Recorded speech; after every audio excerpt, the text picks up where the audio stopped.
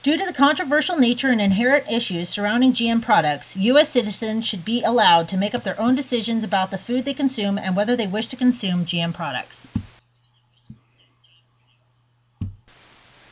Many health and safety issues can arise from GM products, such as the allergic reaction to Starlink corn or the banning of the recombinant bovine growth hormone in 15 European countries and Canada due to concern over human and cow health impacts.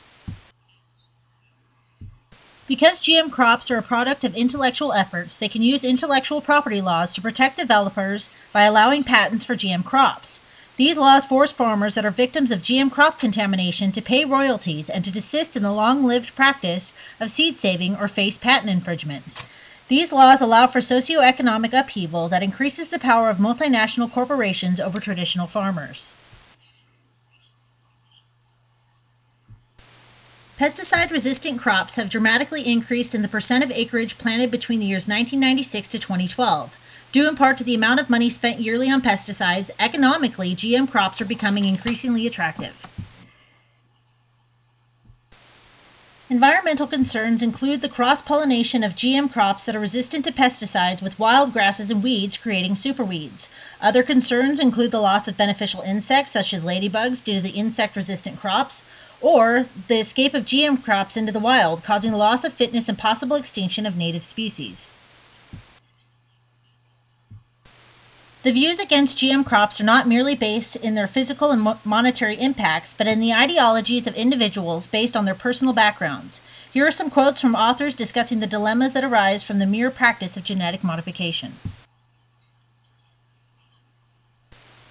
Food security is one of the top reasons for promoting GM products. Even here in the U.S., there are those who suffer from lack of food, and as the population grows, there will be more and more issues with food scarcity. Products that are GRAS or recognized generally as safe are free to be placed on the market, as to where a non-GRAS product or additive requires pre-marketing review by the FDA. Section 402A1 of the Federal Food, Drug, and Cosmetic Act is the FDA's primary legal tool for regulating the safety of foods, including GM products.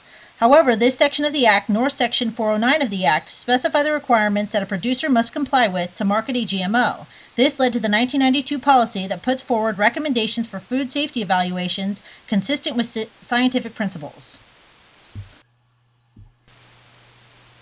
I do not argue the fact that GM products can be of great benefit, nor do I discount the problems that can arise from GM products. I merely believe that due to the great deal of issues and controversies surrounding GM products, that people be given the right to support their beliefs through the full disclosure of GM products and labeling.